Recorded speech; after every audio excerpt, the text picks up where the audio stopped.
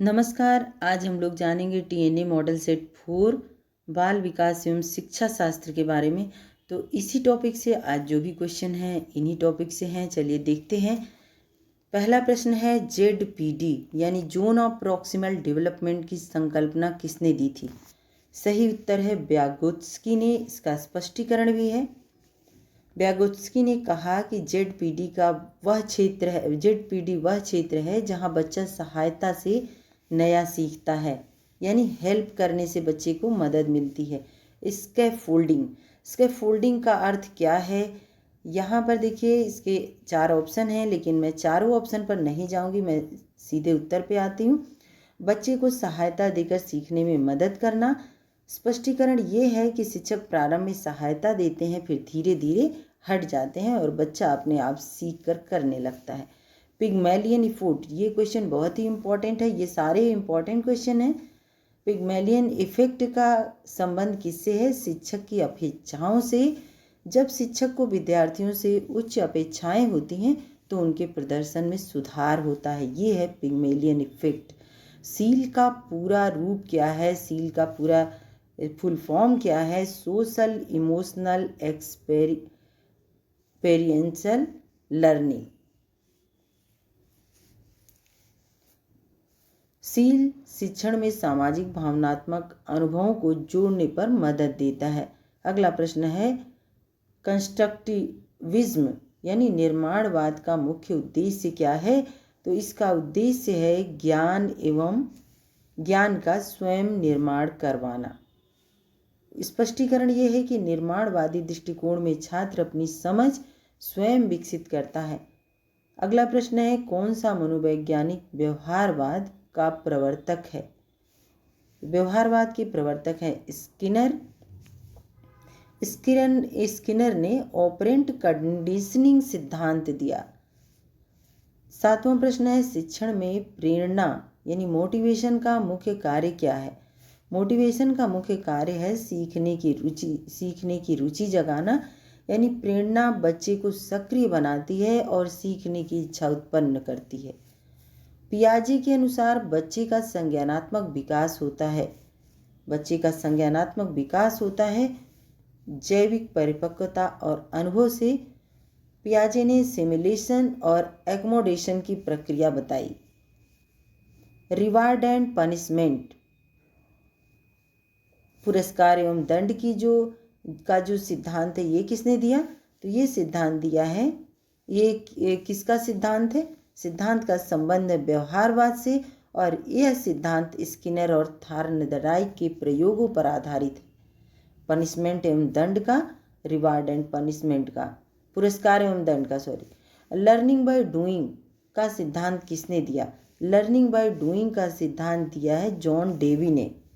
Davy ने अनुभवात्मक शिक्षण को सीखने का सर्वोत्तम तरीका बताया। अगला प्रश्न है अधिगम का स्थायी परिवर्तन होता है। अधिगम का स्थायी परिवर्तन होता है अनुभव और अभ्यास से। अगला प्रश्न है कौन सा सिद्धांत ट्रायल एवं एरर से जुड़ा है? यानी प्रयास और भूल का जो सिद्धांत है वो किससे जुड़ा है? तो ये जुड़ा है थॉर्नडाइक से। व्यागोत्स्की के अनुसार भाषा का मुख्य कार्य विचार और सीखने का साधन है। अगला प्रश्न है शिक्षक का विद्यार्थियों से सकारात्मक व्यवहार किस प्रभाव को बढ़ाता है? ये देखिए ये कैसे, एक बार मैंने पिग्मेलियन इफेक्ट के बारे में बताया, अभी यहाँ शिक्षक का विद्यार्थियों से सकारात्मक व्यवहार किस प्रभाव को बढ़ाता है? तो ये बढ़ाता है पिग्मेलियन इफेक्ट को। अगला प्रश्न है स्कैफोल्डिंग में शिक्षक का मुख्य कार्य क्या है? फिर से ये रिपीट हुआ इसी तरह का क्वेश्चन। सहायता प्रदान करना, यानी शिक्षक विद्यार्थी की सहायता करता है। लर्निंग थ्रो इमिटेशन का किस सिद्धांत से संबंधित है? तो यह ऑब्जर्वेशनल लर्निंग से संबंधित है और यह बंडूरा के सामाजिक अधिगम सिद्धांत से जुड़ा हुआ है। अगला प्रश्न है ब्रूनर ने शिक्षण को किस रूप में देखा? तो सही उत्तर है खोज आधारित। ब्रूनर का खोज आधारित जो शिक्षण की प्रक्रिया है, ब्रूनर ने इसको शिक्षण के रूप में देखा। चाइल्ड चाइल्ड सेंटर्ड एजुकेशन क्या है? छात्र को शिक्षण का केंद्र मानना। अगला प्रश्न है लर्निंग बाय ऑब्जर्वेशन सिद्धांत किसने दिया? तो लर्निंग बाय ऑब्जर्वेशन सिद्धांत है बंडूरा का। अगला प्रश्न है शील शिक्षण पद्धति में प्रमुख बल दिया जाता है। किस पर बल दिया जाता है? अनुभवात्मक एवं भावनात्मक जुड़ाव पर। अगला प्रश्न है टॉपिक, आप देखिए मूल्यांकन एवं अधिगम का हमने टॉपिक चूज किया है और वहाँ से देखते हैं कि अगले 20 क्वेश्चंस हैं। मूल्यांकन का उद्देश्य, मुख्य उद्देश्य क्या होता है? आखिर मूल्यांकन हम क्यों करें बच्चों का? तो उसका उद्देश्य क्या है? इवैल्यूएशन का मुख्य उद्देश्य सीखने की प्रगति जानना।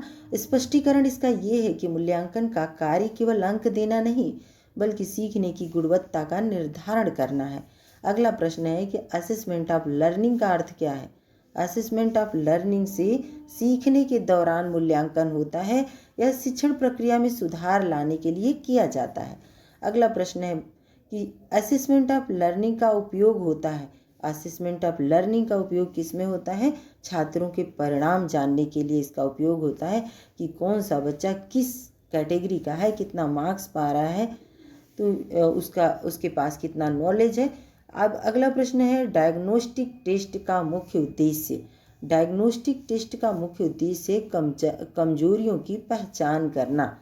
अगला प्रश्न है फॉर्मेटिव असेसमेंट को किस नाम से जाना जाता है?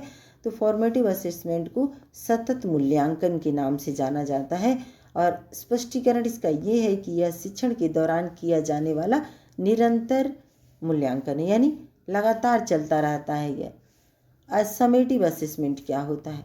कब किया जाता है ये समेटिव असेसमेंट? तो समेटिव असेसमेंट शिक्षण के अंत में किया जाता है।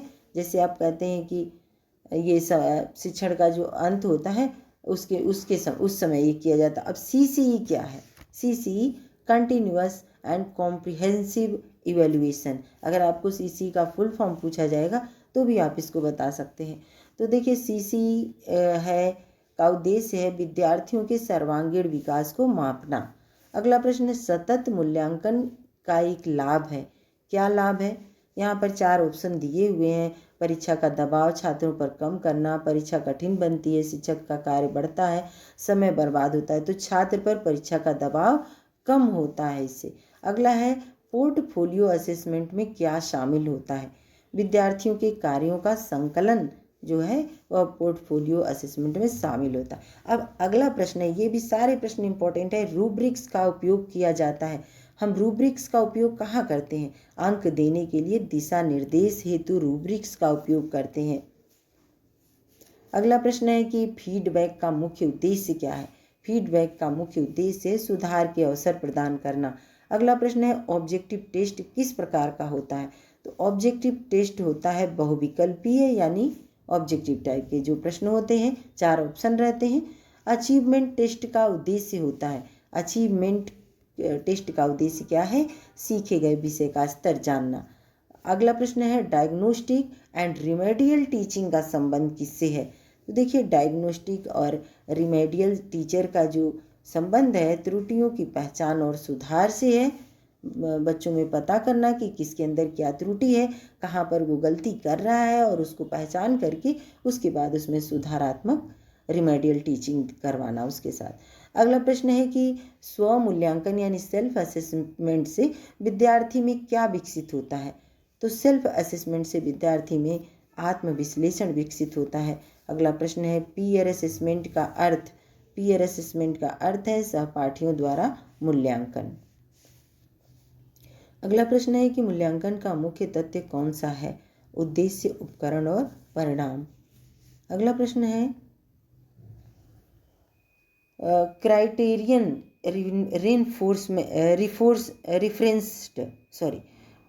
क्राइटेरियन रिफरेंस्ड टेस्ट का अर्थ है कि मानदंडों के अनुसार मूल्यांकन। अगला प्रश्न है नॉर्म रेफरेंस टेस्ट में छात्र का परिणाम किस पर निर्भर करता है?